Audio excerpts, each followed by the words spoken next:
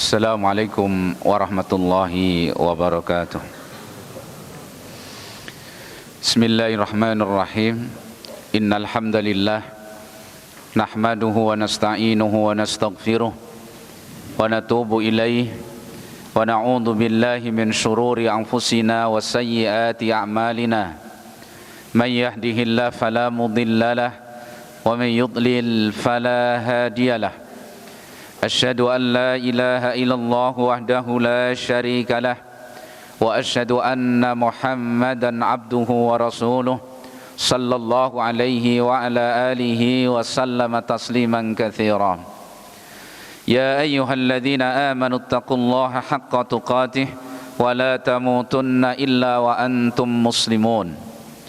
يا أيها الناس اتقوا ربكم الذي خلقكم من نفس واحدة وخلق منها زوجها وبث منهما رجالا كثيرا ونساء واتقوا الله الذي تساءلون به والأرحام إن الله كان عليكم رقيبا.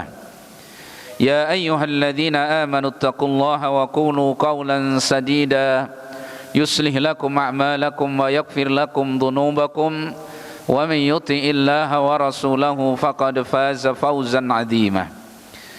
أما بعد فإن أصدق الحديث كتاب الله وخير الهدي هدي محمد صلى الله عليه وآله وسلم وشر الأمور محدثاتها وإن كل محدثة بدعة وكل بدعة ضلالة وكل ضلالة في النار.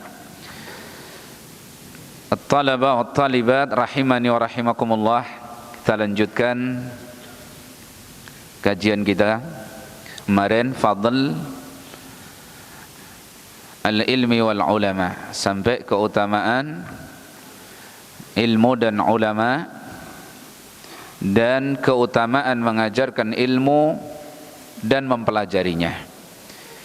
Kemudian muallif meletakkan fasal pada pembahasan tersebut, pasal pada pembahasan tersebut yang sangat penting, ya, fi ikhlasin niyati fi talabil ilmi, tentang mengikhlaskan niat di dalam talabul ilmi, ya. Ini perkara yang sangat penting. Beliau mengatakan, qala rahimahullahu ta'ala, wa'lam anna jami'a ma dzukira min fadilatil ilmi wal ulama innama huwa fi haqqil ulama'il 'amilin al abraril muttaqin alladzina qasadu bihi wajhallahil karim wazulfa ladaihi fi jannatin na'im. Kalimat yang sangat agung diperhatikan. Dan ketahuilah bahwasannya semua yang telah disebutkan tentang keutamaan ilmu dan keutamaan orang-orang yang berilmu, termasuk keutamaan mengajarkannya dan mempelajari ilmu pada bab yang telah lalu, itu innama huwa, hanyalah itu diperuntukkan atau diperoleh fi haqqil ulama'il 'amilin, pada para ulama yang betul-betul mengamalkan ilmunya. Jadi bukan sekedar berilmu, tapi betul-betul mempelajari ilmu dengan niat untuk diamalkan. Bukan hanya untuk pengetahuan, tapi betul-betul untuk diamalkan, ya. Naam. Berarti kalau kita simpulkan, ada dua syarat di situ untuk mendapatkan maksud dari, atau untuk mendapatkan kemuliaan ini, untuk terrealisasinya, ya, kemuliaan yang disebutkan oleh muallif pada bab yang lalu, itu harus terpenuhi dua syarat, ya. Yang kemarin jangan dilupakan, ya, kemuliaan-kemuliaan itu motivasi yang sangat besar, ya. Ini bisa terwujud dengan dua syarat. Syaratul awal dari kalam mu'allif ini ya. Syarat yang pertama, innamal maqsudu bil ilmi ilmu syariah. Pertama, yang dimaksud dengan ilmu yang penuh dengan keutamaan itu adalah ilmu syariah, ilmu din, bukan yang lain, ilmu agama, ya. Maka Al-Imam Ibn Thirin rahimahullahu ta'ala sebagaimana dalam Muqaddimah Sahih Muslim, beliau menyatakan, ya, al-ilmu huna huwa din fangduru amman ta'khuduna dinakum. Yang dimaksud ilmu di sini adalah agama, maka perhatikan olehmu dari siapa kamu mengambil ilmu agamamu. Jadi dalil-dalil yang ada dari Al-Quran maupun dari sunnah atau perkataan para ulama dari kalangan para sahabat, tabi'in dan seterusnya, ketika mereka memutlakkan ilmu, innamal maqsud bil ilmi ilmu syariah, hanyalah yang dimaksud dengan ilmu tersebut adalah ilmu syariah. Nah, ini yang mendorong kita untuk semangat. Bahkan disitulah nanti kalau kita ini tafarruq, memberikan waktu kita secara maksimal untuk ilmu din, untuk ilmu syariah, maka ilmu-ilmu yang lain Allah akan cukupkan. Apa yang dibutuhkan untuk kehidupan kita Allah akan cukupkan. Kalau kita tafarruq, ya, mencurahkan waktu untuk ilmu agama. Dan itu sudah terbukti. Bagaimana para ulama kita dahulu, mereka tidak bersibuk diri dengan ilmu-ilmu duniawiyah yang mereka butuhkan, tidak. Tetapi Allah cukupkan mereka. Ya. Sampai saya pernah hadir di daurahnya talamidnya Syekh Albani rahimahullahu ta'ala. Ada di antara mereka yang mengerti tentang ilmu, bagaimana kecepatan cahaya berjalan, informasi ilmu seperti itu. Padahal beliau tidak duduk di majelis yang meneliti tentang itu. Mungkin dibaca sekilas, tahu, selesai. Dan waktu-waktunya, mu'dhamnya, besarnya waktunya itu adalah untuk apa? Ilmu din, ilmu syariah. Ya. Maka naib seorang yang sudah Allah dudukkan di tempat, di majlis yang di situ dipelajari ilmu syariah, lalu dia gelisah dan ingin meraih ilmu-ilmu yang lain yang sifatnya cuman pelengkap, itu pun kalau baik. Ya. Jadi yang ibadah itu belajar ilmu apa? Ilmu syariah. Yang dijanjikan pahala yang besar, kemuliaan yang tinggi, itu ilmu apa? Ilmu syariah. Ya. Bukan berarti ilmu yang lain tidak kita butuhkan. Apa yang kita butuhkan untuk hidup kita, ya kita pelajari. Tetapi jangan sampai itu menghabiskan waktu sehingga kita lupa dari yang pokok. Yang pokok dari kita ini adalah mengenal Allah Subhanahu wa ta'ala, mengenal Rasulullah sallallahu alaihi wasallam, mengenal dinul Islam dengan bagus. Itu yang menyelamatkan kita. Ya, naam. Jadi syarat pertama untuk meraih kemuliaan yang dicari itu ilmu syariat. Ya, jangan kursus apa misalkan bahasa Korea, antum pakai dalil-dalil kemarin kemuliaan. Thalabul ilmi fardhah misalkan, atau yarfa'illahu alladhina amanu minkum walladhina utul ilma darajat. Kemudian untuk belajar apa? Bahasa Mandarin misalkan. Lah, bukan di situ tempatnya. Jelas maksudnya ya.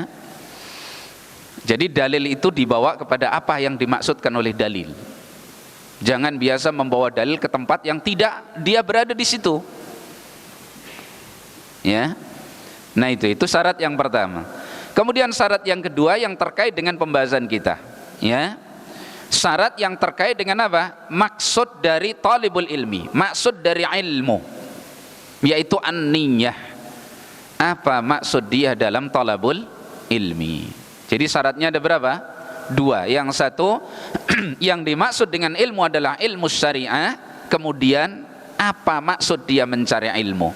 Halillah au liwajhillahi subhanahu wa ta'ala au li ghairi wajhillah. Apakah dia mencari ilmu itu ikhlas karena Allah atau untuk selain wajah Allah subhanahu wa ta'ala?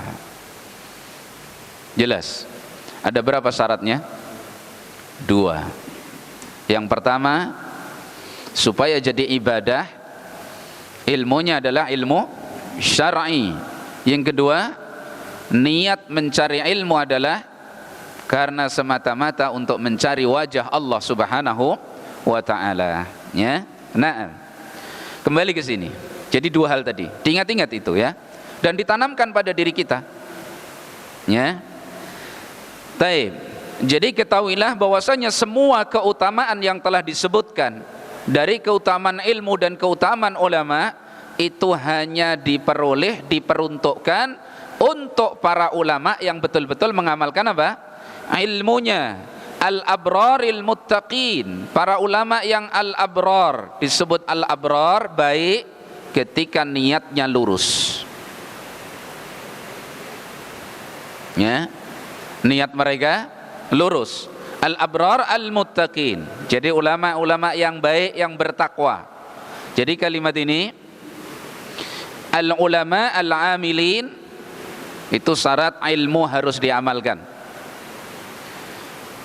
ya, karena niatnya mencari ilmu adalah untuk diamalkan. Niat mencari ilmu adalah untuk diamalkan.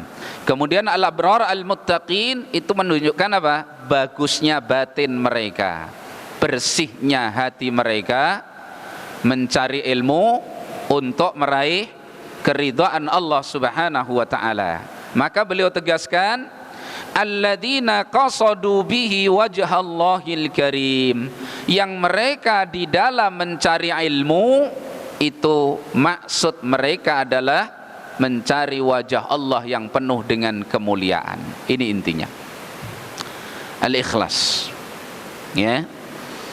Jadi dijaga keikhlasan, dan keikhlasan itu bukan perkara yang ringan, maka betul-betul dijaga, ya.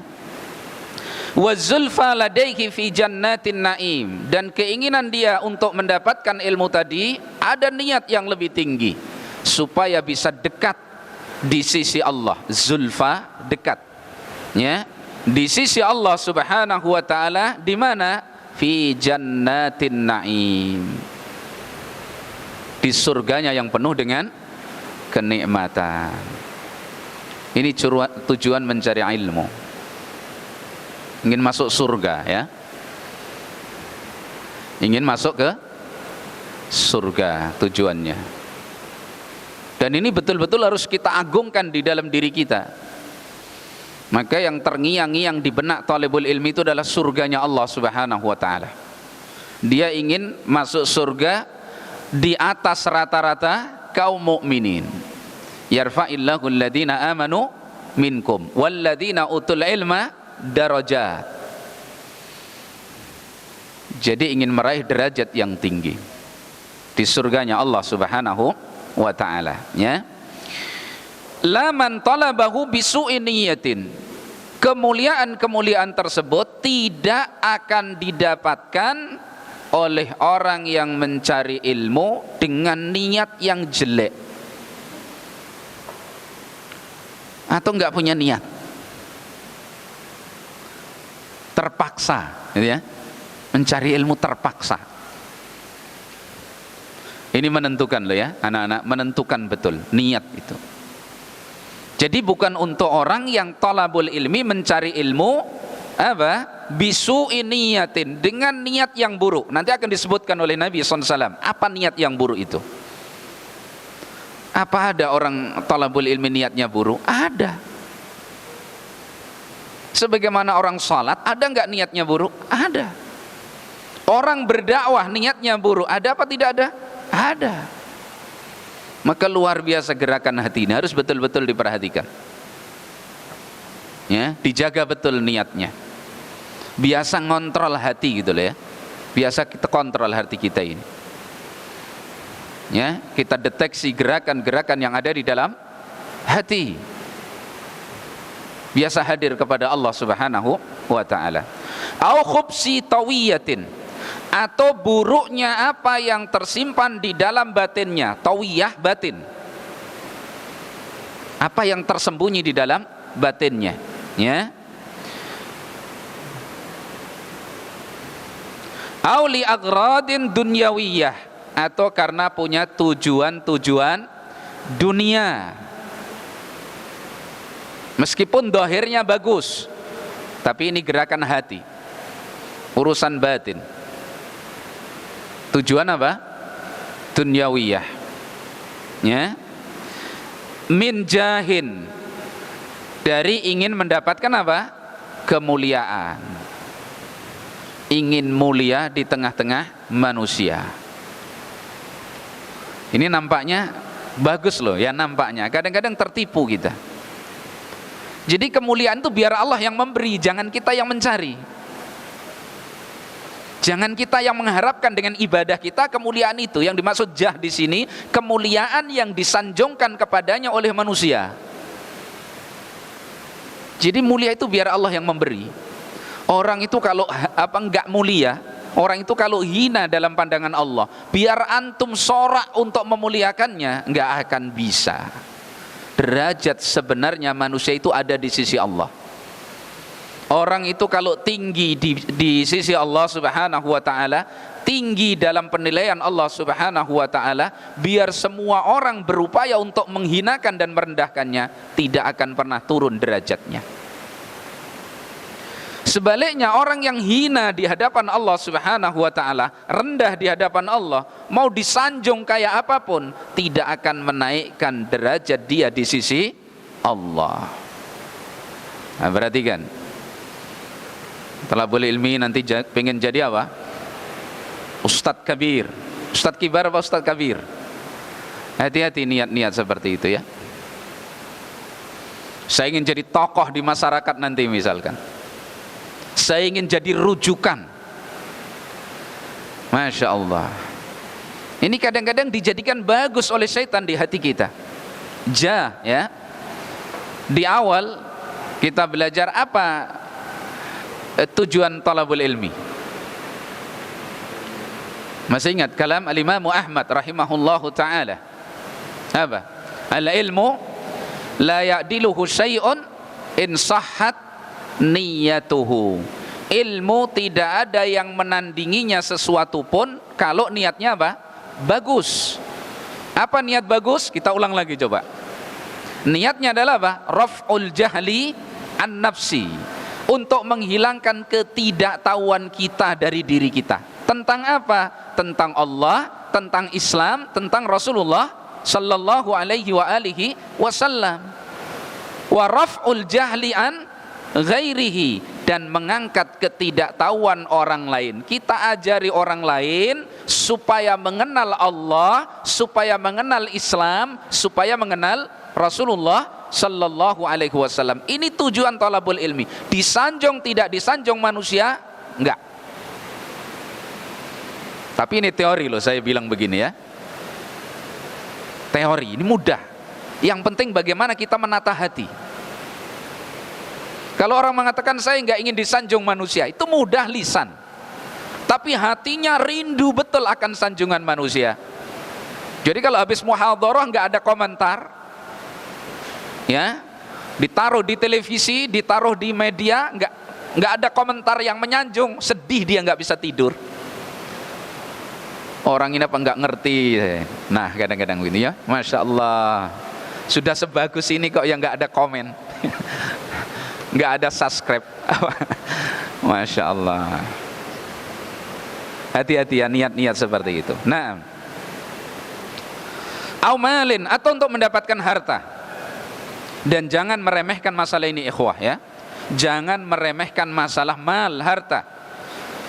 Karena Nabi sallallahu alaihi wasallam menyatakan, likulli ummatin fitnah, wa fitnatu hadhil ummah mal.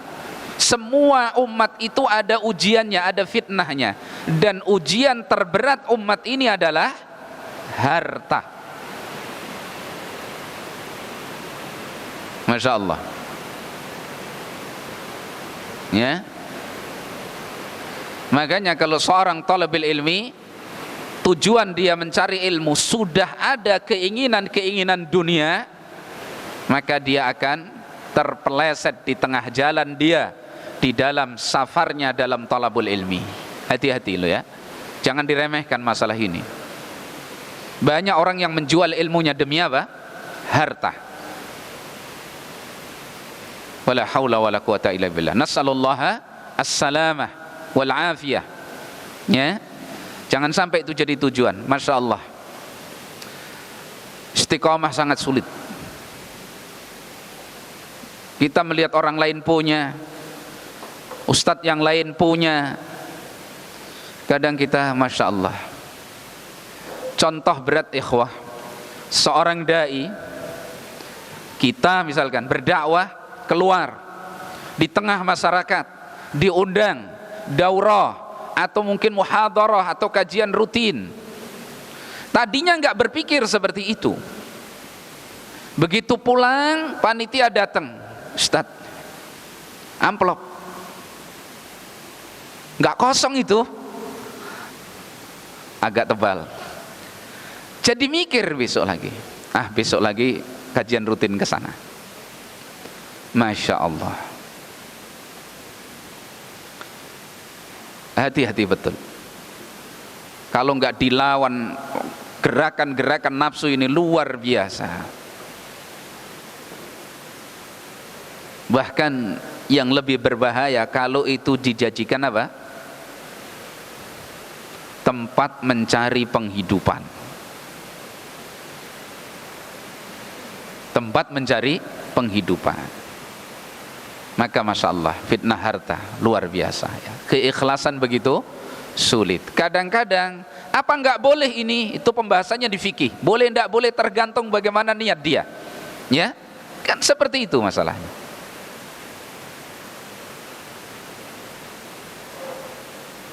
Jadi menjaga istiqomahnya hati, Masya Allah. Ya, mal, harta. Au mukatsaratin fil atba'i wat tullab, atau untuk berbangga dengan banyaknya pengikut dan at-tullab, para santrinya banyak. Ya. Kalau saya yang ngaji, Ustadz Fulan yang ngaji, wah, ngelebihin konser musik misalkan gitu ya. Kadang ngelihat, Ustadz Fulan itu cuman 2. Persaingan di dalam apa? Banyak-banyaknya pengikut, santrinya banyak, pengikutnya banyak, pendengarnya banyak. Ini kadang menggoda apa? Hati, menelantarkan keikhlasan kita. Maka menjaga istiqomahnya hati di atas niat yang benar, ini pekerjaan yang sangat berat. Makanya salaf dulu mengatakan seperti Sahal ibn Abdullah Tusturi rahimahullahu ta'ala, beliau mengatakan tidak ada sesuatu pun di dunia ini yang lebih berat daripada ikhlas. Tidak ada sesuatu pun di dunia ini yang lebih berat daripada ikhlas. Ini bagi orang yang memikirkan apa? Keselamatan ibadahnya. Kalau orang yang cuek terhadap ibadahnya, mana pernah dia membahas ikhlas? Ya, Masya Allah. Jadi hati-hati ya. Kalau kaki kita ini, kalau salaf dulu mengatakan hati-hati dengan fitnatul adba, fitnah pengikut. Apa maksudnya? Kalau jalan antum itu sudah diikuti orang, hati-hati. Ini memfitnah. Dilihat, yang mengikuti telapak kaki saya banyak. Masya Allah. Jadi godaan keikhlasan itu ternyata sangat banyak. Bahkan kadang-kadang gak ada orang lain, dirinya sendiri, berbunga-bunga sendiri hatinya, ujub. Tadi saya ceramah, saya senyum, mereka senyum, saya nangis, mereka nangis, saya menunduk, mereka menunduk. Saya ini seperti magnet. Masya Allah. Allahu Akbar. La haula wala quwata illa billah. Talabul ilmi juga begitu. Ingat loh ya, Allah membagi ilmu itu siapa yang mengatur? Kita atau Allah? Allah. Pembagian ilmu yang tidak sama karena Allah maha mengetahui kebaikan hambanya, kadang-kadang dimanfaatkan oleh setan pada diri kita untuk muncul sifat hasad. Begitu. Kalau hasad gak mungkin halakoh 4 dengan halakoh 1, enggak. Jarang kalau seperti itu. Apalagi SMP kelas 7, enggak lah. Halakoh 4 dengan halakoh 4. Ustadz dengan ustadz. Mana ustadz hasad sama tukang becak? Ini ustadz aneh kan gitu. Hasad tuh kalau ustadz ini masya Allah, dilihat sana, waduh itu banyak bener pengikutnya ustadz tuh. Jangan-jangan pakai mantra-mantra. Nah hasadnya muncul ini. Masya Allah. Dijaga betul ya. Naam. Jadi itu diantara contoh-contoh dan yang lain banyak ya. Contoh yang diberikan oleh muallif tentang godaan-godaan yang bisa seseorang terpalingkan dari keikhlasan niat. Ingin tujuan duniawiyah ya. Meskipun tidak mendapatkan harta. Dunia sanjungan orang itu sudah aset yang luar biasa loh ya. Disanjung orang, disebut namanya, viral di media sosial. Masya Allah ya. Kemuliaan harta, banyaknya pengikut, banyaknya santri. Ya, ini mengingatkan saya tentang kisah seorang alim. Alim, bukan hanya sekedar kelas-kelas ustadz kita. Seorang alim minal ulama. Ya, beliau duduk mengajarkan kitabut tauhid, nggak ada yang hadir di masjid itu, sendiri. Ditinggal orang sendiri. Tapi dia insya Allah seorang yang mukhlis. Akhirnya marbot masjid yang lagi selesai bersihkan masjid dipanggil, sini, kamu duduk di depan saya ajarkan kepadamu tentang tauhidullah. Duduklah, kita bersekutu dalam kebaikan. Masya Allah, tawaduknya syekh. Jangankan dia ingat Nabi saja ditinggal oleh semua manusia, ada yang gak punya pengikut. Kata Nabi SAW, wa ra'aitu nabiyan wa laysa ma'ahu ahad. Aku melihat seorang nabi tidak ada satupun yang ikut kepadanya. Ini masih ada satu marbot masjid. Walhamdulillah. Yang lain tidak mau bermajlis, silakan. Saya ingat juga kisah Syekh Ibn Baz rahimahullahu ta'ala. Mudah-mudahan Allah subhanahu wa ta'ala memberikan kepada beliau surga dan kita bisa bersama beliau. Cintai ulama kita. Beliau masya Allah seorang alim yang luar biasa. Dulu beliau bermajlis, kisahnya di Masjidun Nabawi, punya majlis di Masjid Nabawi, banyak thalabah pengikut. Mengikuti dars beliau.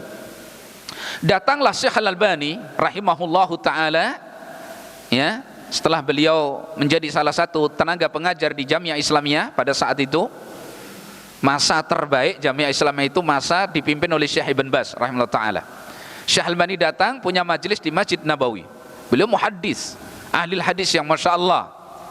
Maka manusia berduyun-duyun bergeser ke majlisnya Syekh Al-Albani, sehingga kecil yang hadir di majlisnya Syekh Ibn Baz rahimahullahu ta'ala. Lihat ulama, lihat contoh. Maka seorang mengatakan kepada Syekh Ibn Baz, ya Syekh, bagaimana ini? Manusia meninggalkan majlismu bergeser kepada majlisnya Syekhul Albani rahimahullah ta'ala. Maka Syekh bin Baz mengatakan apa? Dzalika fadlullahi yu'tihi man yasha wallahu dzul fadlil adzim. Itu fadilah Allah yang Allah berikan kepada siapa yang Allah kehendaki. Allah yang memiliki fadilah yang sangat agung. Tidak usah repot, tidak usah kemudian kita gelisah dengan hal itu. Ini semua kebaikan. Majlis ilmu Syekh Albani luar biasa, fadilah Allah berikan kepadanya, sehingga wajar kalau manusia mencari ilmu kepada beliau. Coba bagaimana menjaga niat, tidak tertipu dengan banyaknya atau sedikitnya orang yang hadir di majlis tersebut. Ini ingat, bekal ya, bekal dari ulama kita untuk kita sampai nanti. Dan menjaga seperti ini bukan perkara yang mudah ya. Naam. Faqad ruwiya 'anin Nabi sallallahu alaihi wa alihi wasallam. dan sungguh telah diriwayatkan dari Nabi sallallahu alaihi wasallam. Ini dengan fi'il majhul, ruwiya, sighah tamrid, sighah fi'il majhul, ini min bab faidah ya. Itu tidak selalu menunjukkan bahwa riwayat itu dhaif sebagaimana yang ma'ruf pada ahli hadis al-mutaakhirin. Terkhusus pada Imam At-Tirmidzi ketika beliau membawakan hadis dengan lafadz majhul ruwiya, itu menunjukkan bahwa riwayat yang terkait dengan masalah tersebut itu banyak, tidak hanya dari satu riwayat. Ini terkhusus Imam Abi Isa At-Tirmidzi rahimahullahu ta'ala. Maka beliau biasanya membawakan dalam bab tersebut beberapa riwayat ya, sehingga bentuk ruwiyah itu sebagian masyhur dengan istilah isyarah bahwa riwayat tersebut apa? Dhaifah. Tapi tidak selalu seperti itu. Terkhusus kebiasaan al-Imam At-Tirmidzi rahimahullahu ta'ala, ketika beliau membawakan hadis dengan lafadz ruwiyah, itu beliau maksudkan adalah riwayat hadis yang semakna dengan itu banyak, tidak hanya satu riwayat. Mimbab faidah ya. Faqad ruwiya 'anin Nabi sallallahu alaihi wasallam. Hadis ini sebagian para ulama mendhaifkannya ya, melemahkan hadis ini. Sebagian menjadikan atau menghukumi hadis ini terkuatkan dengan terkumpulnya riwayat. Kalau secara satu riwayat hadis ini lemah ya. Nabi SAW menyatakan, man talabal ilma, siapa yang mencari ilmu, liyumariya bihi sufaha, liyumariya bihi sufaha mira, siapa yang mencari ilmu dengan tujuan untuk mendebat orang-orang bodoh, untuk mendebat orang-orang bodoh, orang-orang awam. Lah saya cari ilmu lah, kiai di kampung saya ini mau saya habisi nanti kalau pulang. Gitu tujuannya, bukan untuk menegakkan hujah, tapi untuk berdebat. Kadang-kadang begitu, saya dulu nggak ngerti, kalah saya debat, makanya saya cari ilmu. Nanti kalau sudah dapat mau saya cari orang itu, mau saya apa? Jidal. Nah ini tujuan yang salah. Tujuan ilmu tadi ya dua ya, raf'ul jahli an nafsi wa an ghairihi ya.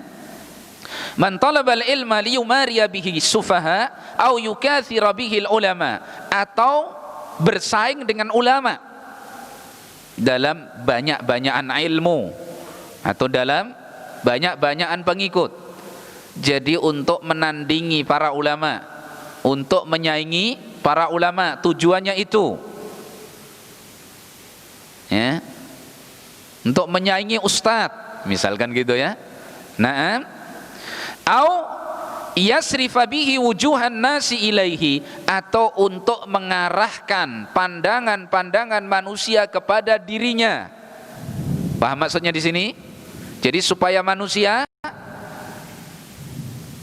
pandangannya, arahnya hidup kepada menuju kepada dirinya, untuk memalingkan wajah-wajah manusia kepadanya, cari pengikut, gitu loh ya. Maksudnya seperti itu. Maka orang yang semacam ini adkhalahullahu nar, Allah akan masukkan dia ke dalam neraka. Ancamannya cukup keras. Ibadah yang demikian agung kok hanya dengan tujuan yang sangat remeh, maka ancamannya juga berat.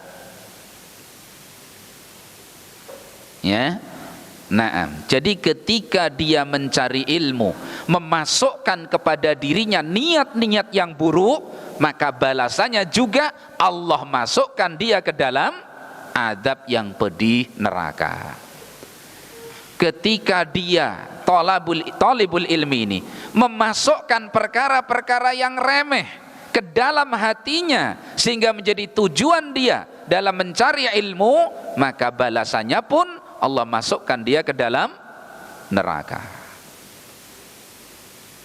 Jelas. Al-jaza' min jinsil amal.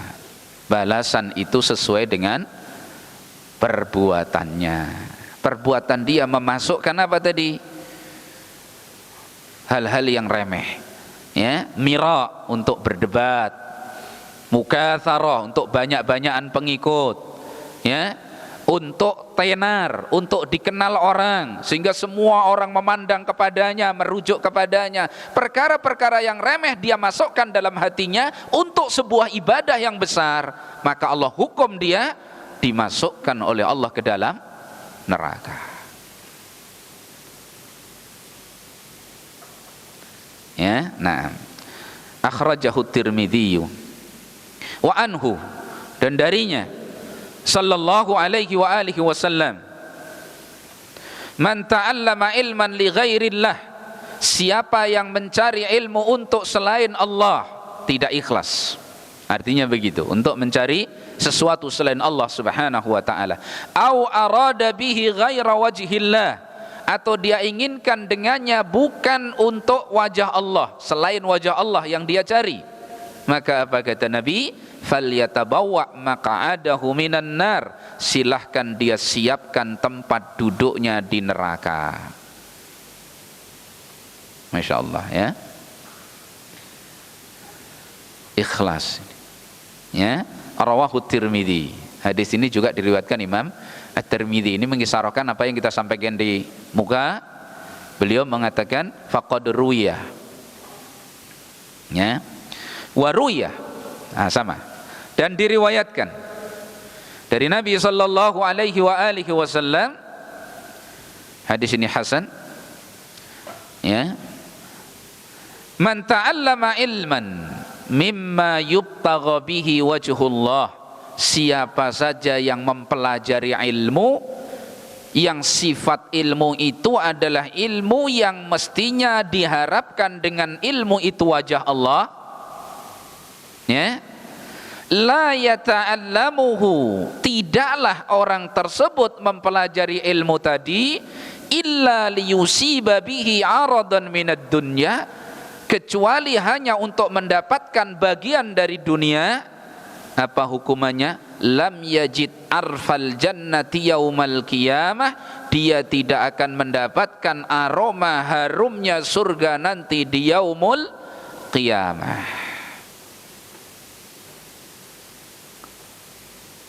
Masya Allah. Akhrajahu Abu Dawud. Ya, ini luar biasa, ya, hadis-hadis seperti ini mendidik kita untuk betul-betul memperhatikan apa? Niat. Memperhatikan niat, ya. Siapa yang mempelajari ilmu, jadi maksud ilmu apa? Ilmu agama. Andaikan tidak ada keterangan sebelumnya, hadis ini cukup untuk menerangkannya. Kenapa yang dimaksud ilmu syar'i dengan lafaz mimma yubtagha bihi wajhullah, dari ilmu yang diharapkan dengannya wajah Allah. Ilmu yang mencarinya menjadi ibadah itu tidak ada kecuali ilmu syar'i. Ilmu yang butuh niat itu. Kalau antum belajar SBK enggak perlu niat. Enggak niat enggak apa-apa. Sah tidaknya itu enggak perlu. Tapi kalau itu diperlukan dalam hidup antum, terus diniatkan, itu namanya meniatkan yang mubah supaya naik derajatnya menjadi afdal, gitu loh, ya. Kayak makan. Makan perlu niat enggak? Perlu niat. Untuk sah tidak sahnya makan enggak perlu niat. Tapi makan itu kalau diniatkan sebagai satu bentuk syukur kepada Allah, sehingga untuk beribadah, maka makan menjadi sebuah ibadah. Tapi bukan zat makannya ibadah, niat tadi loh, mengangkat derajat makan yang mubah tadi menjadi kedudukan yang lebih afdal. Antum pakai baju, boleh apa enggak boleh? Warna kuning boleh? Boleh kuning. Pink? Masa lagi pakai pink, ya? Boleh. Tapi kalau diniatkan itu kemudian sebagai syukur dia kepada Allah, menutup auratnya sehingga pakai beli baju yang pantas, bisa untuk ibadah kepada Allah, maka naik derajatnya dengan niat tadi. Jelas maksudnya, ya? Makanya yang dimaksud man ta'allama ilman di sini dikuatkan, diikat dengan sifat mimma yubtagha bihi wajhullah. Kok dia cari ilmu syar'i ini tujuannya bukan untuk Allah, lam yajid arfal jannah, dia tidak mendapatkan harumnya surga. Masya Allah. Diperhatikan niatnya ya anak-anak ya, diperhatikan. Taib.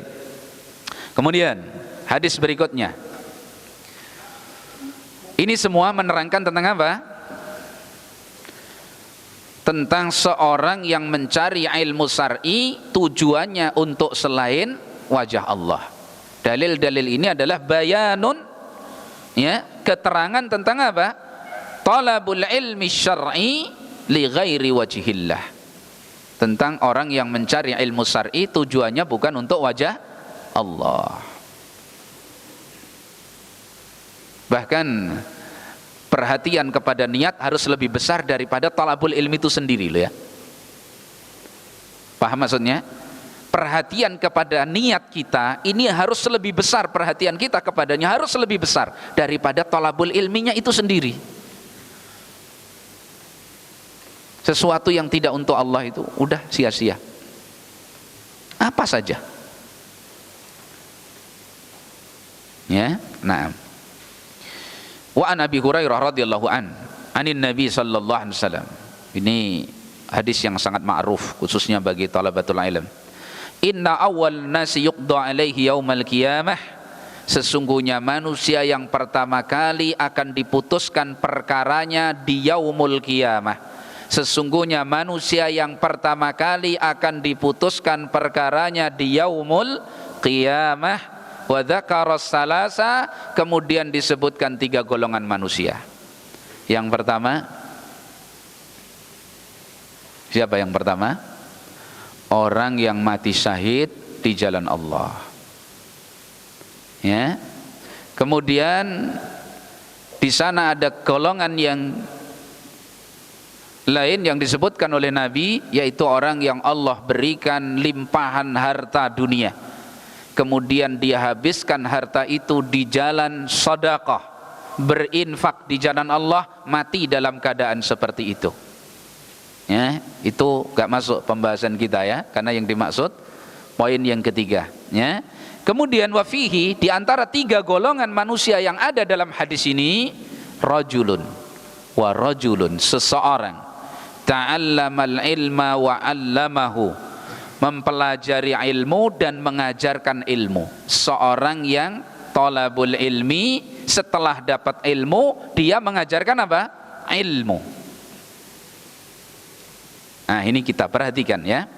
Wa qara'al Qur'an, dan dia membaca Al-Qur'an, dia bacakan Al-Qur'an itu, dipelajari Al-Qur'an dan diajarkan kepada orang lain.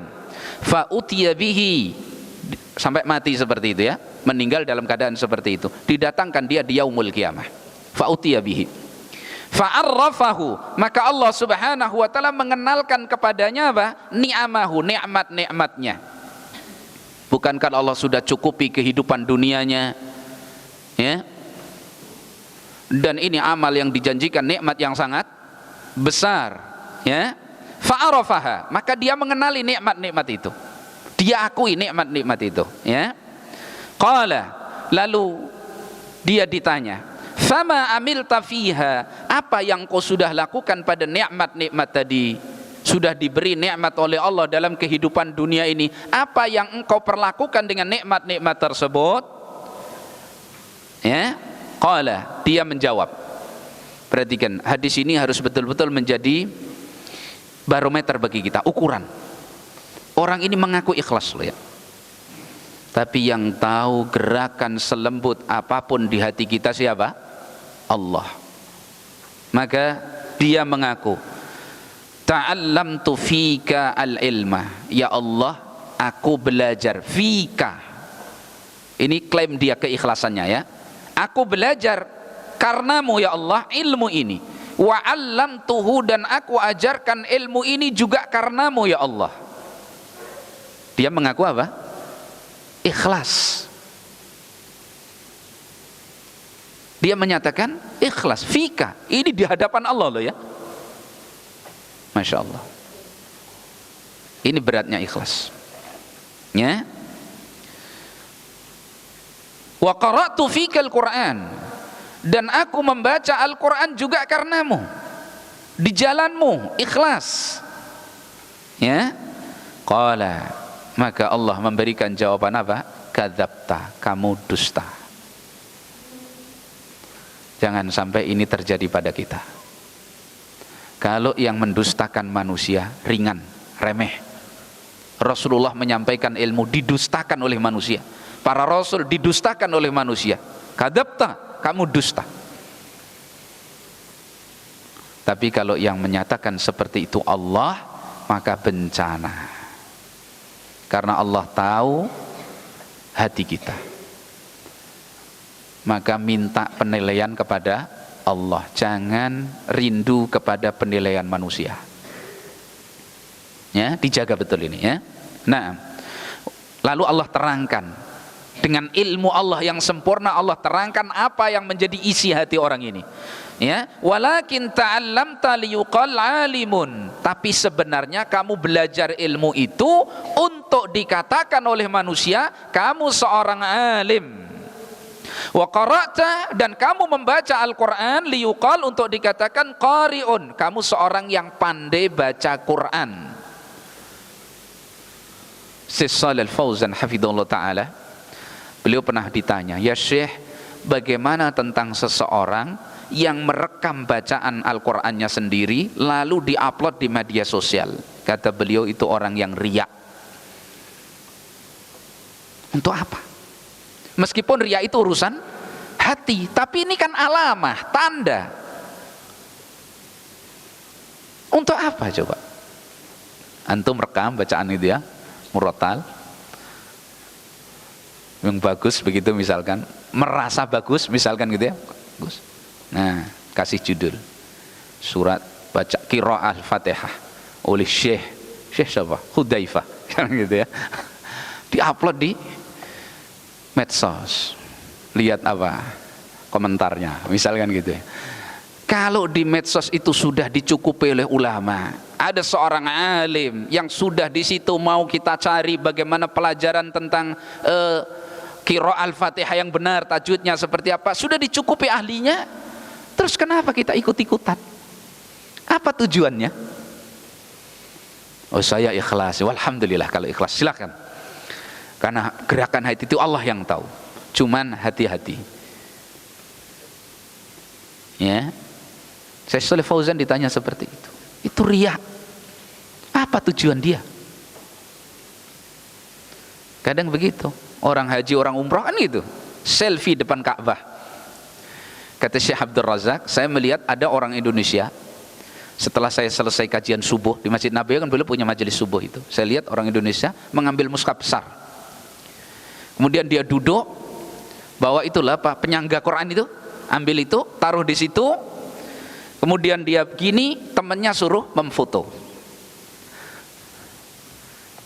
Walaisa huwa biqari, tidak membaca dia, cuman apa? Selfie. Selfie itu mu'annas atau mudzakkar? Itu jadi penyakit. Karena selfie itu mu'annas, menggoda antum semuanya. Iya. Selfie mu'annas atau mudzakkar? Ada yang namanya selfie? Masya Allah. Cantik mungkin selfie itu ya. Menggoda antum itu, Masya Allah. Sampai di Masjid Nabawi selfie juga yang diingat ya. Depan Ka'bah gini, kata Syekh Sulaiman Ar-Ruhaili hafizallahu taala ya, depan Ka'bah. Foto. Bilang foto, upload ke rumah apa? Media sosial, kirim ke keluarganya. Sedang khusyuk berdoa di depan Ka'bah. Masya Allah. Gara-gara si selfie itu tadi. Ya. Terlalu cantik mungkin selfie ini, dibunuh aja itu ya. Nah, jadi wa qara'ta, kamu membaca Al-Quran liyuqal qari'un, ahli baca Quran. Pokoknya fitnah ilmu itu besar, karena ilmu itu tinggi. Sesuatu yang derajatnya tinggi, godaannya juga besar. Makanya Allah menguji seseorang dalam hidupnya itu sesuai dengan kekuatan imannya. Begitu amal ini besar, godaannya juga besar. Maka yang disebut dalam hadis ini apa coba? Jihad fisabilillah, sedekah.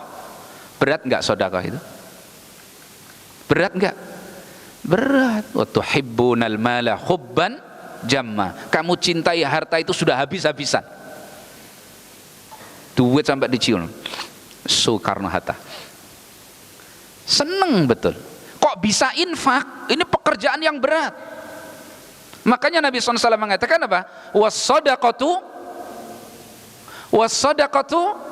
burhan. Sedekah itu burhan. Burhan itu apa?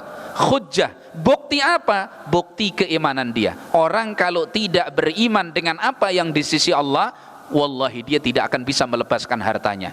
Sedang dia dikatakan oleh Allah, wa tuhibbunal mala hubban jamma. Orang itu enggak mungkin melepas apa yang dia cintai kecuali ada yang lebih dicintainya. Ya apa tidak? Nah, harta dicintai enggak? Kalian suka enggak sama harta? Duit sudah, suka enggak? Oh, jelas, ya tak? Senang harta ini, cinta enggak sama harta? Cinta. Bahkan Allah katakan, wa tuhibbunal mala hubban jamma. Kok dilepas sesuatu yang dicintai ini? Enggak mungkin, kecuali ada bukti dalam keimanannya, ada sesuatu yang lebih dia cintai, yaitu pahala di sisi Allah. Was-sadaqatu burhan. Masya Allah ya. Nah, faqad qila, apa yang menjadi tujuan niatmu itu sudah kamu dapatkan. Orang sudah menyanjungmu, orang sudah menggelarimu sebagai ustadz besar, al-fadil, al-allamah, syekhuna, misalkan begitu. Hati-hati loh, gelar itu kadang-kadang bikin kita gak bisa tidur, ya. Naam. Atau disebut apa? Al-mukri, ahli baca Quran. Pokoknya kalau dia yang ngaji, udah seluruh masjid tidak ada yang batuk. Tenang salatnya. Hati-hati. Apalagi deketi orang, masalah ustadz bacaannya bikin kita merinding. Yang merinding sini ternyata, Masya Allah, godaan banyak. Makanya Nabi itu melarang menyanjung orang. Menyanjung orang yang berlebihan itu sama saja membunuhnya. Jangan dimatikan orang itu dengan antum sanjung. Orang ini sanjung naik, akhirnya lupa apa? Daratan. Oh, dia di darat lupa. Coba. Masya Allah ya. Naam.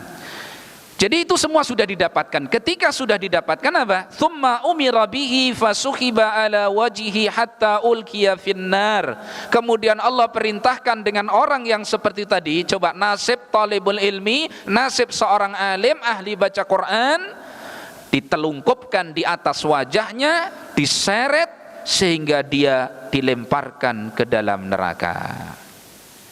Coba, akhrajahu Muslim, dikeluarkan oleh Imam Muslim, wan Nasa'i, dan Imam An-Nasa'i. Sebenarnya dalam kebiasaan ahli hadis, kalau hadis itu sudah di dalam sahihain, yaitu Sahih Bukhari dan Sahih Muslim, atau salah satu dari keduanya, biasanya para ulama mencukupkan menyebutkan yang riwayat dari as-sahih. Ketika seperti itu tidak perlu diilhakkan kepada riwayat yang lain kecuali ada tambahan. Jadi kalau lafadz ini lafadznya Imam Muslim, meskipun Imam Nasa'i meriwayatkan, tidak perlu disebut semestinya, kecuali ada lafadz yang khusus diriwayatkan oleh Imam Nasa'i, tidak ada pada lafadz Muslim, baru disebutkan. Kalau tidak, cukup dengan penyebutan apa? Yang dari as-sahih atau sahihaini, yang Bukhari, Muslim, atau Bukhari saja atau Imam Muslim saja. Naam, wallahu alam. Ya. Kemudian, kenapa hukuman Allah Subhanahu wa taala di sini fasuhiba ala wajhihi, ditelungkupkan di atas wajahnya? Kenapa disebutkan ditelungkupkan di atas wajahnya? Alasannya, walamma arada li ghairi wajhillah kana jazaohu ayyushaba wajhuhu finnar. Ketika seorang melakukan ibadah itu, dalam bab ini talabul ilmi dan berdakwah, tidak karena wajah Allah, yang dia cari selain wajah Allah, yang dia harapkan selain wajah Allah, maka hukumannya ditelungkupkan wajahnya di neraka. Wajah dengan wajah. Paham? Al-jaza' min jinsil amal. Jadi ketika dia menelungkupkan wajahnya kepada wajah-wajah selain Allah, ketika dia meletakkan hatinya kepada wajah-wajah selain Allah, maka hukumannya ditelungkupkan wajahnya di dalam neraka. Jelas ya? Meskipun ini penyebutan wajah itu mewakili semuanya. Karena manusia itu disebut ya wajahnya, ya. Nah, baik. Tinggal dikit. Bersabar dulu ya. Nah, udah jelas hadis itu ya. Ini peringatan keras. Tentang apa ini? Ikhlasnya niat. Diikhlaskan niatnya ya. Dijaga betul ikhwah, ana wa antum ya, semua, wa antunna talibat, semua. Sering-sering kita muhasabah diri kita ya. Naam. Wa an Hammad bin Salamah, dari Hammad bin Salamah rahimahullahu taala, man talabal hadisa li ghairillahi taala mukira bihi. Siapa yang mencari hadis, siapa yang mencari ilmu untuk selain Allah atau karena selain Allah, maka dia akan dimakar dengannya. Akan dimakar dengannya. Orang yang mencari ilmu itu tujuannya untuk selain Allah, berarti dia telah bermakar kepada Allah. Paham maksudnya? Dia telah melakukan makar kepada Allah. Orang yang ibadah niatnya tidak ikhlas, itu sudah punya makar kepada Allah. Wa makaru wa makarallah. Allah akan membalas makar tersebut. Maka mukira bihi. Itu maksud ucapan Hammad ibn Salamah ya. Kembali ke ayat Allah Subhanahu wa taala, wa makaru wa makarallah wallahu khairul makirin. Ketika dia bermakar dengan niatnya, Allah balas makarnya. Ini yang harus kita takuti ya. Dijaga niatnya. Kalau ada makar-makar di dalam hati, tujuan ibadah begini agung kau untuk selain Allah, hati-hati. Allah maha sempurna dalam membalas makar. Allah sangat sempurna dalam membalas makar. Maka jangan ada di dalam hati kita kecuali Allah. Ibadah yang sangat agung loh ya. Hindari hal-hal yang menjadikan kita lepas dari keikhlasannya. Ya. Nah, dan di antara afat juga hubbus suhrah, hubbud dhuhur, yuqsimud dhuhur. Cinta kemasyhuran untuk nampak, muncul, tampil. Cinta ketenaran itu akan menghancurkan punggungmu sendiri. Hancur di hadapan Allah, hancur pula nanti di hadapan manusia. Ya, angkat dengan memperhatikan keikhlasan. Angkat derajat kita dengan memperhatikan apa? Keikhlasan kita. Ya, nah. Kemudian yang terakhir,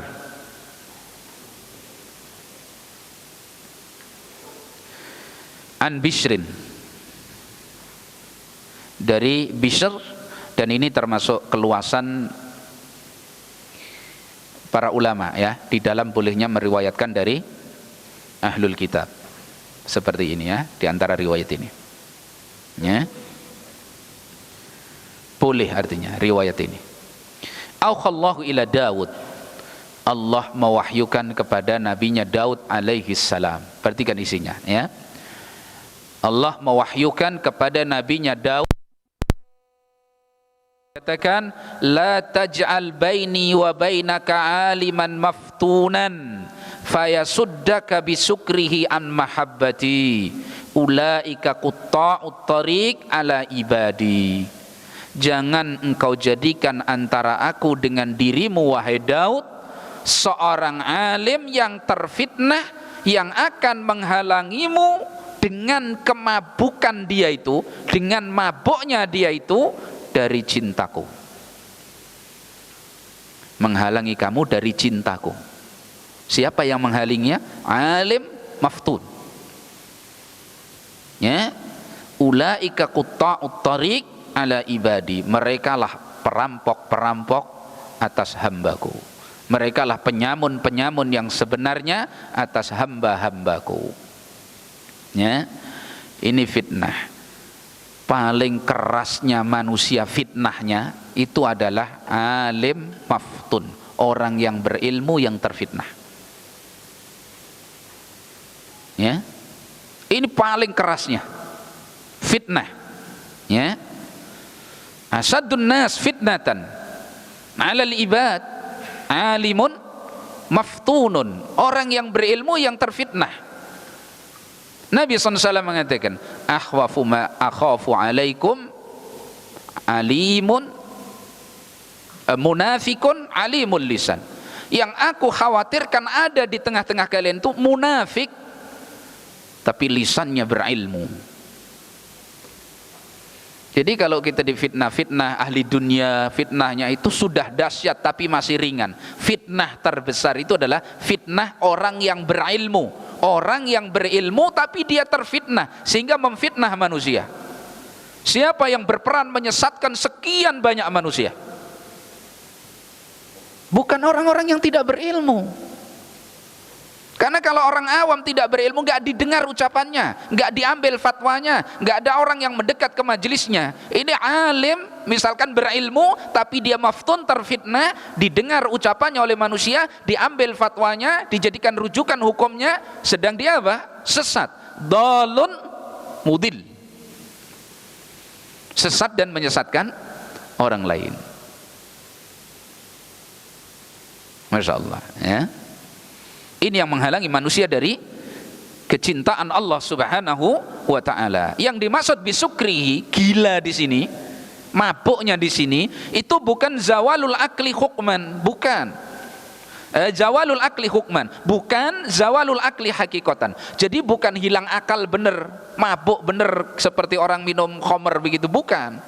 Tapi akalnya hilang karena terfitnah. Jadi hukumnya hukum orang yang hilang akal, meskipun hakikatnya dia punya akal, cerdas, tapi seperti kehilangan akal. Sekarang yang berduyun-duyun manusia, ya, datang ke mereka, mengambil ilmunya, mengambil fatwanya, masya Allah. Orang yang teriak-teriak, akidah yang benar, akidah Asy'ariyah, yang masih banyak bersandar kepada akal fikiran manusia. Allah di mana-mana.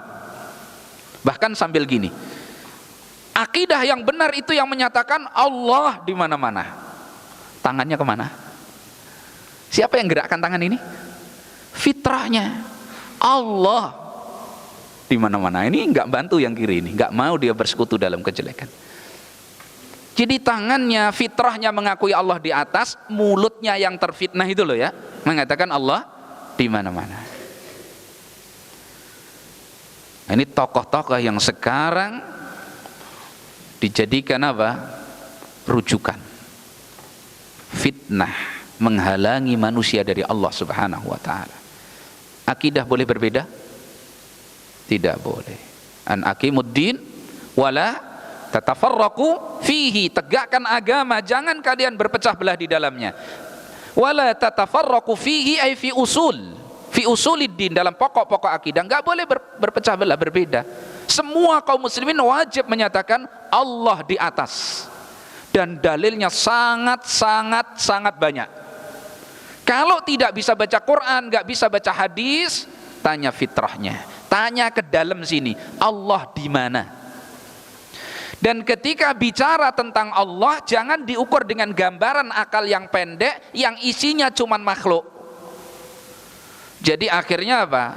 Mentakwil, mentahrif, zalim kepada Allah Subhanahu wa taala hanya karena akalnya nggak bisa menerima.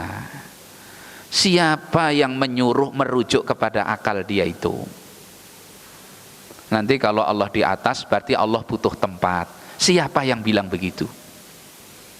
Salafin itu mengatakan Allah duduk di atas arsy. Siapa yang ngomong salafi itu? Salafin kok? Siap salafi mana yang mengatakan Allah duduk itu?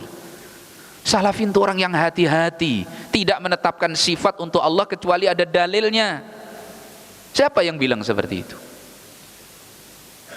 Jadi kadang-kadang ahli bidah itu melontarkan sesuatu dari fikirannya sendiri, dinasabkan kepada orang lain secara zalim dan dusta, kemudian dibantah sendiri. Jadi orang bikin acara sendiri, dibantah sendiri, terus disuruh kamera nanti tayangkan di media sosial untuk memfitnah manusia. Ini apa? Hati-hati loh ya, fitnah sekarang. Makanya jangan main klik sembarangan.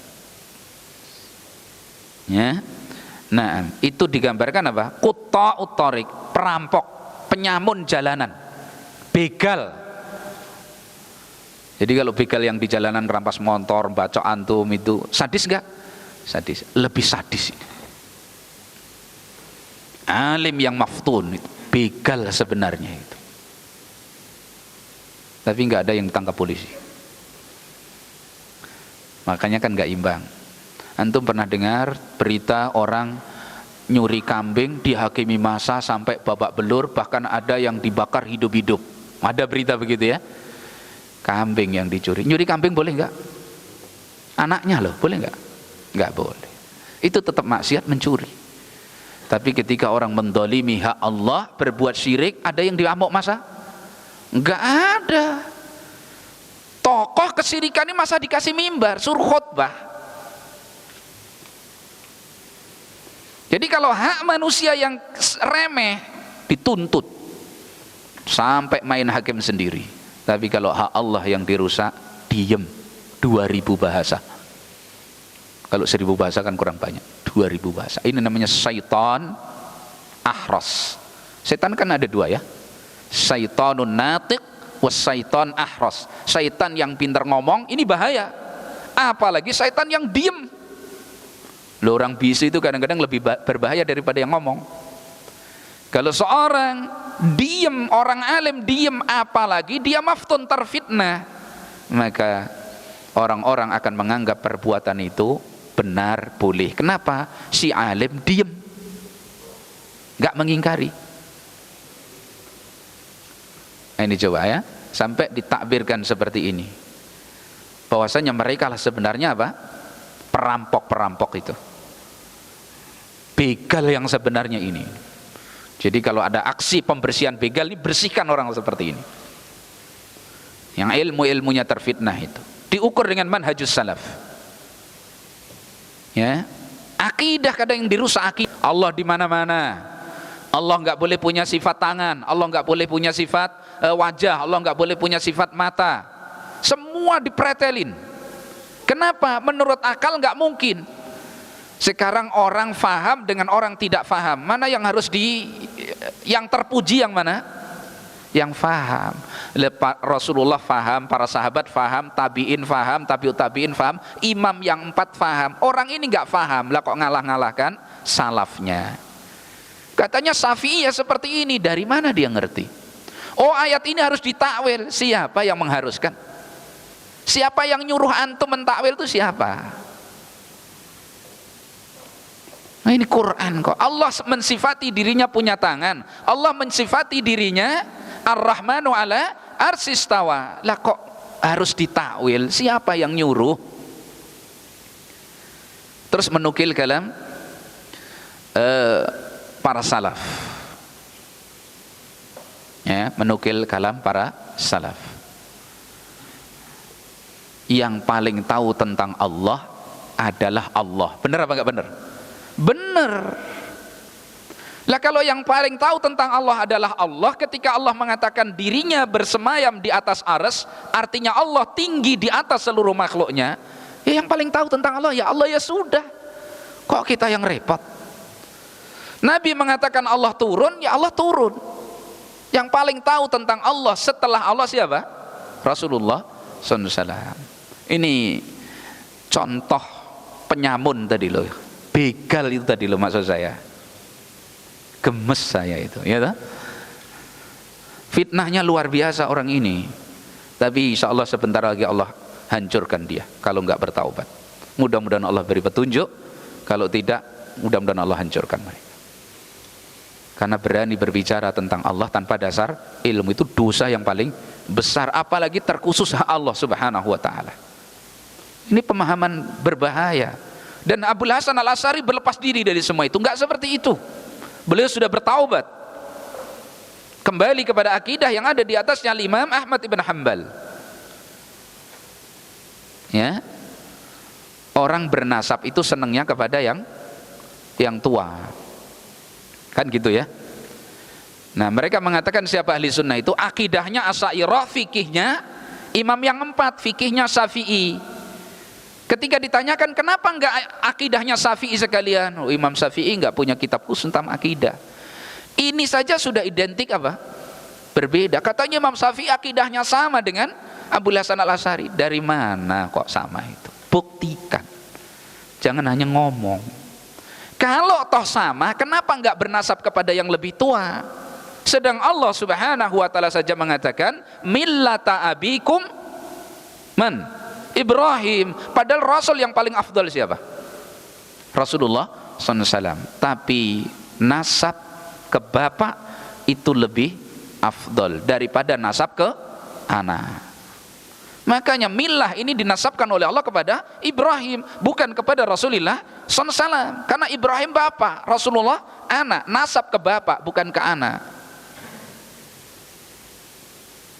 Masa saya Ahmad ibn Hamam? Apa enggak lucu? Salah. Jelas. Nasabnya bukan begitu. Nah, milah saja. Milah itu apa toh? Din, agama ini Allah nasabkan kepada siapa? Ibrahim. Millata abikum Ibrahim, bukan millata ibnikum. Kenapa? An-nasab ilal ab itu afdal aula daripada nasab ilal ibn. Lah ini kok nasab malah ke Abul Hasan Al-Asy'ari? Lah itu datangnya munculnya pemahaman ini 50 tahun setelah Al-Imam Ahmad rahimahullahu taala. Jadi tanda kacaunya orang ini. Kenapa sekali lagi ini saya sebutkan? Ini qutta'ut thariq, begal.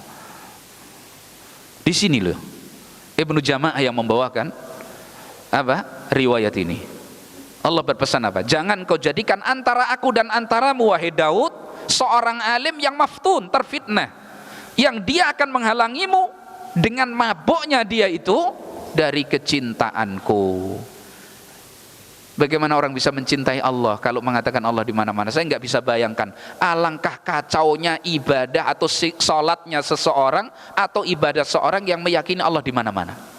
Gimana mau fokus kira-kira? Doa, di sana, di sana. Gimana mau khusyuk?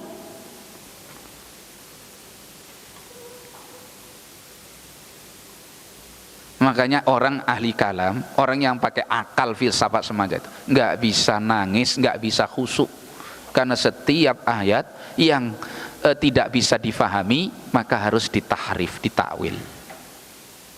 Iya toh? Iya. Jadi kalau kita nggak faham, tanya kepada yang faham. Jangan ketika kita nggak faham meyakini saya hakim. Pikiran saya ini rujukan.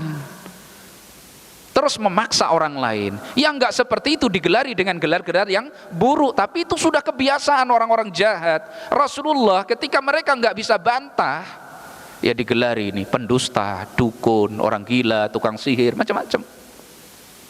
Orang ketika berhadapan hujjah dengan Ibrahim alaihissalam, mereka nggak mampu berhujjah di hadapan Ibrahim, batil semua kesesatannya itu. Apa kata mereka? Harrikuh, beres, bakar aja Ibrahim, selesai. Kalau berdebat ilmu kita sudah jelas mati, nggak punya hujjah kita ini. Harrikuh, bakar, selesai, matang Ibrahim, selesai. Dianggap selesai. Selesai apa nggak selesai? Nggak selesai. Jelas ya. Nah, baik. Karena itu Imam Al-Humaydi rahimahullah ta'ala beliau meriwayatkan ada wasiat ya. Wahdar salasan, hati-hati dari 3 jenis keburukan. Para thalabah ya, hati-hati dari 3 jenis keburukan. Yang pertama, khiyanatur rafiq. Khiyanatur rafiq, khianatnya teman. Hati-hati ya. Wadajrus sadiq, jenuhnya. Sadiq, sahabat katakanlah begitu ya. Orang yang jujur, bersahabat dengan kita, Ya. Sudah merasa jenuh, sudah merasa bosan, sudah merasa muak, hati-hati. Ketiga, wa quta'ut tariq, dan perampok, penyamun jalanan. Hati-hati. Yang dimaksud di sini adalah quta'ut tariq al-musil ilallah, orang yang merampok di jalan Allah. Jadi menghalangi manusia untuk sampai kepada Allah. Ya. Mereka lah orang-orang yang menghalangi manusia dari jalan Allah. Dan ini asadduhum fitnatan. Dari tiga hal tadi, ini yang paling keras fitnahnya. Yaitu siapa? Quta'ut tariq. Nah. Baik, ya. Jadi difahami, manusia yang paling keras fitnahnya itu adalah justru orang yang nampaknya berilmu tapi terfitnah. Tokoh-tokoh agama yang terfitnah, akidahnya keliru, manhajnya menyimpang, ya, kecenderungan dunianya tinggi, Masya Allah. Ini yang banyak sekali menyesatkan manusia dari jalan Allah. Mereka yang paling banyak menghalang-halangi manusia dari jalan Allah, mempersulit agama Allah Subhanahu wa taala. Ya. Mereka mengajari kadang-kadang enggak sholat. Kamu beramal zikir ini, kalau sudah sampai tingkatan tertentu, kamu sudah lepas dari syariat Rasulullah SAW, boleh enggak sholat. Yang haram jadi halal. Ini siapa? Tokoh. Perampok tadi loh, begal. Maka talabah, ya, diperhatikan hal seperti ini. Nah, terakhir wasiat, ana wasiatkan untuk diri ana dan juga antum sekalian juga dengan tiga hal. Yang pertama, untuk ana dan antum semua, ya, kita perjuangkan ini. Tiga hal ini kita perjuangkan. Siapa yang memiliki tiga hal ini, Allah akan menyampaikan dia kepada kemaslahatan hidup dan Allah akan jaga dia dari segala keburukan. Tapi ini bukan mantra-mantra, ini perjuangan untuk direalisasikan dalam hidup. Yang pertama, as-sidqu ma'allah. As-sidqu ma'allah fima amara bihi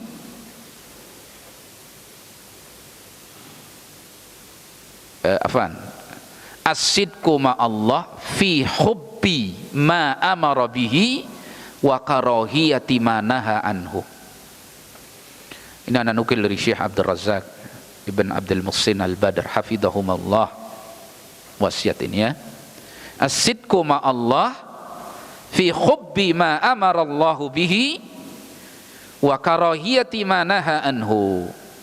Jujur dengan Allah di dalam mencintai apa yang Allah perintahkan dan membenci apa yang Allah larang.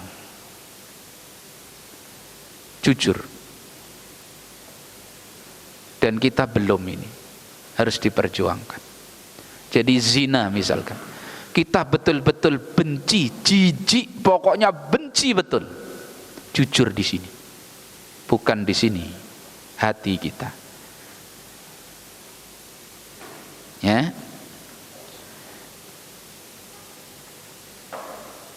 ini as-sadiq ma'allah, ya, orang yang jujur. Satu, salat, cinta betul hati kita kepada salat, seneng, jujur betul dari hati, memang salat saya seneng betul.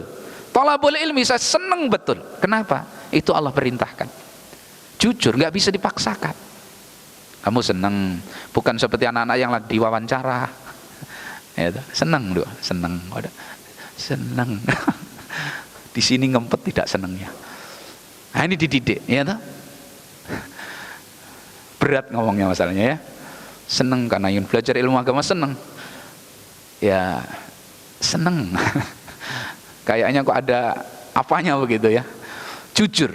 Jadi ilmu itu antum cintai betul. Di sini, tapi jangan di sini. Betul betul-betul dicintai, as-sidqu ma'allah, nanti Allah akan sampaikan kepada kebaikan dan akan dilindungi dari segala keburukan. Senang betul sama Allah, dan apa yang Allah larang itu memang kita benci betul. Maka doa secara jujur minta kepada Allah merengek, Allahumma habib ilayyal iman wa zayyinhu fi qalbi wa karrih ilayyal kufra wal fusuqa wal isyan. Kok ada maksiat masih senang ngeliatin suatu yang haram, kok senang senyum-senyum. Ledatnya maksiat tadi kok lama nggak hilang-hilang, 3 hari kok masih masih menumbuhkan kangen lagi. Hati-hati, hati kita harus betul-betul segera kita datangkan kepada Allah. Ya Allah, kok masih senang betul saya, ya Allah. Nangis, takut. Nah jujur betul, ini jujur ya, jujur betul di dalam hati kita, nggak usah pengaruh orang lain. Pokoknya kita dengan Allah jujur. Yang Allah perintah saya cintai, yang Allah larang saya benci, benci betul. Kalau masih cinta kepada yang Allah larang, terus diperjuangkan, sehingga kita masya Allah akan terbimbing. Yang kedua, badlul juhdi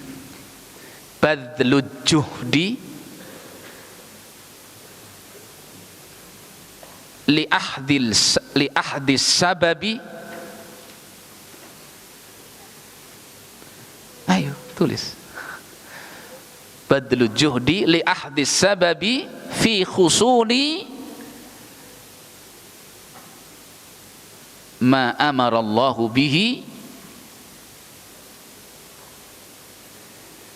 wa karahiyati ma naha anhu.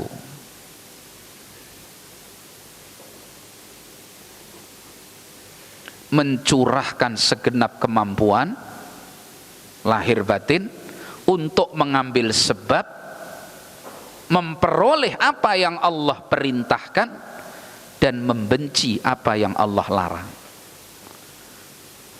Jadi curahkan segala kemampuan untuk mencintai apa yang Allah cintai dan membenci apa yang Allah benci. Sebab apapun diambil.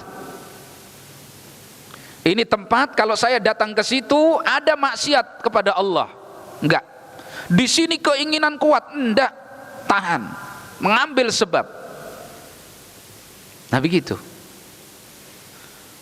Terus belajar, menghadirkan ilmu yang nanti kita dapati, oh perbuatan ini jelek, ancamannya seperti ini, Allah marah, Allah murka, diancam neraka dan seterusnya, sehingga muncul kebencian, muak kita kepada apa yang Allah benci ini. Dicurahkan segenap kemampuan untuk itu sehingga kita bisa terhindar. Jangan malah yar'a haulal hima, jangan mengembalakan diri antum di sekitar batas larangan. Yusiku ayyarta'a fihi, dikhawatirkan nanti akan mengembala di tempat larangan.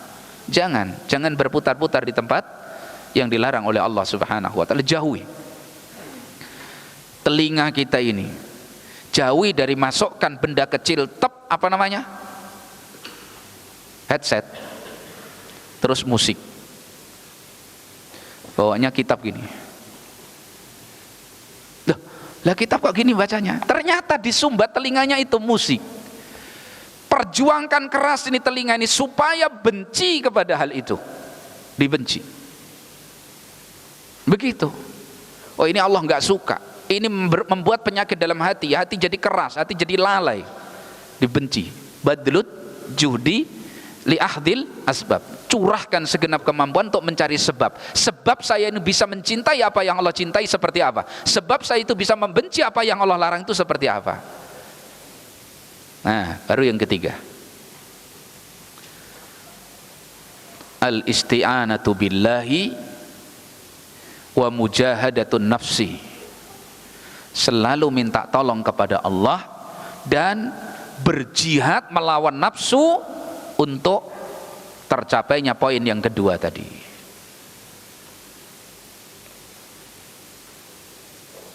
Ya, harus berjuang, jihad. Kenapa malas belajar? Jihad, dicambuk dirinya. Ini sebabnya saya banyak makan, dikurangi makannya. Hidup di pesantren terlalu mewah, kurangi. Mau dibeliin pakaian sama ibunya misalkan, ini pakaian ini bagus, ini enggak, nanti sampai di sini. Belajar, makanya jangan pergi dari sini sebelum habis kitab ini. Setelah habis jangan pergi juga. Ya, ini upaya mengkerasankan kalian di sini, ya. Jadi gitu. Kalau orang itu sarana belajar cukup semuanya, kata ulama dulu, nggak akan dapat ilmu. Ya paling ciprat-cipratan gitu aja. Sisa-sisa. Ada tuh ilmu sisa itu. Jadi bilang sama putus. Sampai ulama dulu bilang apa? Jangan ada al-alaik as-saghilah, perkara-perkara yang menyibukkan dari ilmu. Kalau talabatul ilmi itu masih disibukkan dengan perkara yang lain yang di luar ilmu, dia nggak akan dapat ilmu. Lah belajar mikirnya itu futsal, belajar itu mikirnya lomba. Itu lomba apa itu? Itu di situ. Jadi lagi asik sama syekhnya begitu, ada yang lewat sudah gini. Waalaikumsalam. Lah syekhnya ditinggal. Gak boleh. Sampai harus sabar di majelis ilmu itu. Kalau nggak betul-betul pengen kencing, ya jangan berdiri. Mana? Kencing. Tahan. Berapa? 1 jam. Lo masih 1 jam kuat kalau sudah keluar. Ini tandanya nggak betah di majelis ilmu itu. Betah di situ, tapi ya jangan tidur. Sama aja dua-duanya. Harus begitu. Sampai ulama mengatakan apa? Supaya nggak sibuk itu. Ya, isbak saubaka. Likaila yusyuluka huslahu. Celup pakaianmu itu dengan warna yang hitam atau gelap, supaya nggak menyibukkan bajumu itu kamu mencucinya. Gitu? Bajunya hitam gitu, udah kena lumpur, sudah dipakai sepekan, terus nggak kelihatan. Semprot-semprot selesai, wangi. Jangan ya bikin pingsan yang lain. Artinya apa maksudnya ulama itu? Kadang-kadang nyuci baju aja menyibukkan dari ilmu. Coba lagi bermajelis begini ini, hujan, lari semua, jemuran. Ya boleh ya toh. Tapi itu coba maksudnya. Jadi pencurahan kita, kesungguhan kita untuk fokus kepada kebaikan yang Allah perintahkan ini kadang-kadang masih sangat minim, sangat kurang. Sampai setiap saat harus dibilangi, baca nak, belajar ya, ngaji, baca zikir. Besok mbak nggak usah begitu loh, malu. Ustadz mulai sekarang jangan diingatkan kami. Kenapa? Insya Allah kami sudah ingat. Seneng. Tapi kalau jangan diingatkan kenapa? Bosen. Wah, yang susah. Ya, dibaca bukunya itu. Buku ngelinting tak cuman dibawa loh, nggak dibaca. Ini ujung kitabnya sampai begini. Ini kenapa ini? Ya dibawa ke sana kemari. Isinya apa? Wallahu a'lam bishawab. Pokoknya Arab gundul. Jangan. Jadi itu ya, hilangkan dari hal-hal yang menyibukkan antum. Kalau antum ingin sukses, hilangkan yang menyibukkan itu. Kantin itu udah nggak usah ada terbayang di sini. IC nggak usah ada di sini loh, jagung, semangka, lengkap di pikiran sini ya. Jangan. Sepikan, kosongkan dari itu, sibukkan dengan apa? Al ilmu. Nah, demikian yang kita bahas pada pagi hari ini ya. Insyaallah kita lanjutkan di pertemuan yang mendatang. Wa barakallahu fikum, sallallahu wasallam wa baraka ala nabiyyina Muhammadin wa ala alihi washabihi ajmain. Subhanakallahumma bihamdika asyhadu an la ilaha illa anta astaghfiruka wa atubu ilaik. Assalamualaikum warahmatullahi wabarakatuh.